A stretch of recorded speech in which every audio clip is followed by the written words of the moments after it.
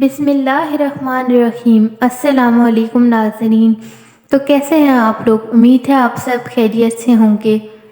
جہاں بھی رہیں خوش رہیں اور ہمیشہ ہنستے مسکراتے رہیں۔ آج کی ویڈیو ہے حضرت غوث پاک رحمۃ اللہ علیہ کے بارے میں، ان کا ایک بہت ہی خوبصورت واقعہ جو آپ کے ایمان کو بڑھا دے گا اور آپ کے ایمان کو تازہ کر دے گا۔ تو چلیے ویڈیو کو شروع کرتے ہیں۔ ناظرین، بغداد کی ایک خاتون اپنی بیٹی کے ساتھ ایک گھر میں رہتی تھیں۔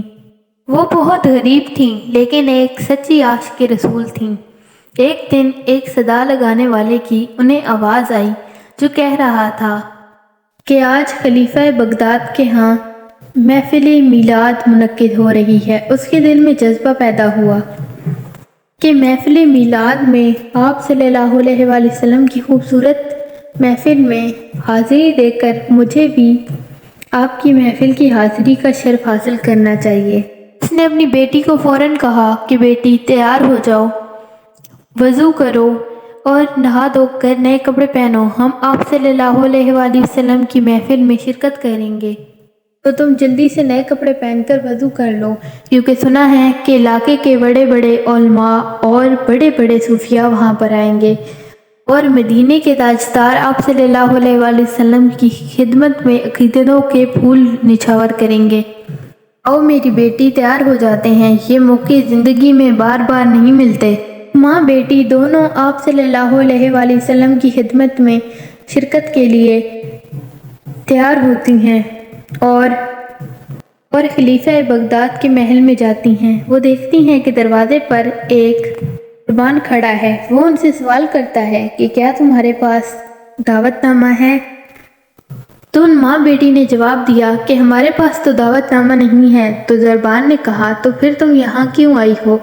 چلی جاؤ یہاں سے۔ اس خاتون نے کہا ہم نے صدا سنی تھی کہ آج یہاں پر محفل میلاد ہے اور دعوت عام ہے، ہر عام خاص کو بلایا جا رہا ہے، تو اس لیے ہم نے سوچا کہ ہم بھی کیوں نہ آپ صلی اللہ علیہ وآلہ وسلم کی محفل میں شرکت کریں۔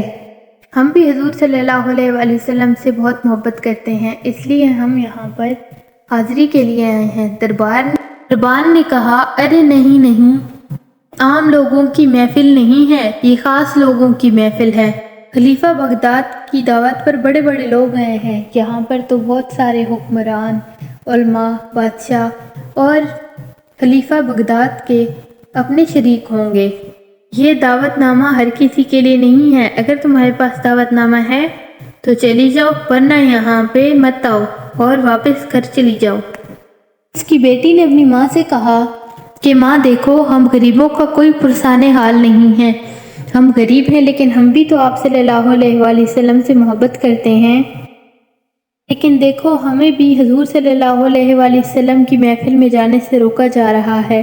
تو ماں نے اپنی بیٹی سے کہا کہ بیٹی پریشان مت ہو، اپنے گھر چلتے ہیں، ہماری آپ صلی اللہ علیہ وآلہ وسلم سے محبت بغداد کے محل تک محدود نہیں ہے، وہ رحمت ہمارے کچے مکان میں بھی ہو سکتی ہے۔ او میری بیٹی، ہم اپنے گھر جا کر محفل میلاد سجائیں گے۔ یہ سن کر اس کی بیٹی نے کہا کہ ماں، محفل میلاد ہم دونوں اکیلے گھر میں کیسے منائیں گے؟ یہ کیسے ممکن ہے؟ تو اس کی ماں نے کہا کہ بیٹی گھبراؤ مت، ہم گھر جائیں گے، نئے کپڑے پہنیں گے، وضو کریں گے اور محفل میلاد سجائیں گے۔ مجھے جو کچھ بھی آپ صلی اللہ علیہ وآلہ وسلم کی شان کے بارے میں پتا ہوگا میں وہ پڑھ لوں گی اور تمہیں سنا دوں گی اور تم نعت شریف پڑھ لینا، یہی ہماری محفل میلاد ہوگی۔ وہ دونوں گھر چلی جاتی ہیں۔ ماں بیٹی گھر پہنچ کر رو رو کر آپ صلی اللہ علیہ وآلہ وسلم کے معجزات بیان کرتی ہیں اور نعتیں پڑھتی ہیں۔ اسی طرح ساری رات گزر جاتی ہے۔ سحری کا وقت ہوا تو ماں نے اپنی بیٹی سے کہا کہ بیٹی، سحری کا وقت ہو گیا ہے اور میں نے وضو کرنا ہے اور مجھے روزہ بھی رکھنا ہے، تو تم ذرا باہر جاؤ اور میرے لیے ایک کوزہ پانی کا لے کر آؤ۔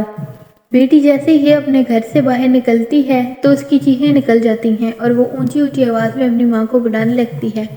اس کی ماں اسے پوچھتی ہیں کہ کیا ہوا ہے۔ وہ ماں کو بتاتی ہے کہ باہر ایک بہت ہی نورانی شکل والے بزرگ کھڑے ہیں اور ان کے سر پر پٹکا بھی ہے اور وہ بہت نورانی شکل والے ہیں۔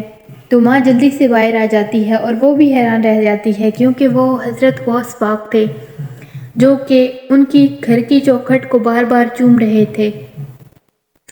اور یہ دیکھ کر اس کی ماں کہتی ہے کہ آپ ہمارے غریب خانے میں کیسے آئے اور آپ کو ہمارے غریب خانے میں ایسا کیا اچھا لگا کہ آپ ہماری چوکھٹ کو بار بار چوم رہے ہیں؟ تو حضرت غوث پاک نے جواب دیا کہ میں تمہاری چوکھٹ کو نہیں چوم رہا، میں اس جگہ کو چوم رہا ہوں جہاں سے آپ صلی اللہ علیہ وآلہ وسلم گزرے ہیں۔ کیا تم نہیں جانتی، کیا تم نے نہیں دیکھا کہ آپ صلی اللہ علیہ وآلہ وسلم تمہاری محفل میں شریک تھے؟ میں بغداد کی محل میں جا رہا تھا اس کی محفل سننے کے لیے، لیکن راستے پہ میرے قدم تھم گئے جب میں نے تمہاری آواز سنی اور دیکھا کہ آپ صلی اللہ علیہ وسلم پاس بیٹھ کر تمہارا میلاد سن رہے ہیں۔ تو میں آگے کیسے بڑھتا اور میں کیسے جاتا وہاں پہ جب میرے آقا کریم صلی اللہ علیہ وآلہ وسلم تمہارے گھر تھے۔ سبحان اللہ، ماشاءاللہ۔